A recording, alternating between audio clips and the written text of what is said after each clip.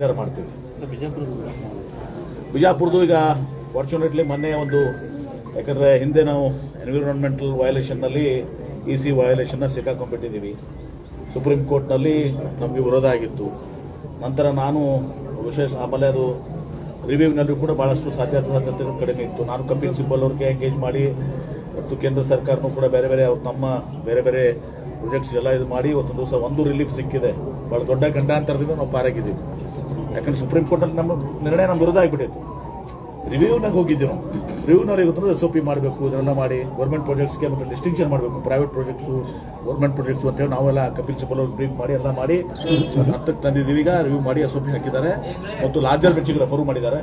So ಹೀಗಾಗಿ ಗಂಡಾಂತರದಿಂದ ಪಾರಾಗಿದ್ದೀವಿ ಅಂತೇಳಿ ನನಗೆ ಅನಿಸ್ತದೆ.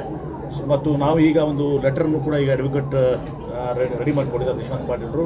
ಅದನ್ನು ಮುಖ್ಯಮಂತ್ರಿಗಳ ಮೂಲಕ ನಾವು ಈಗ ಕೇಂದ್ರ ಸರ್ಕಾರಕ್ಕೆ ಬರೀತಾ ಇದ್ದೀವಿ. ಅದನ್ನು ನಾಳೆ ಮುಖ್ಯಮಂತ್ರಿಗಳು ನಿಮ್ಗೆ ಶೇರ್ ಮಾಡ್ತೀವಿ.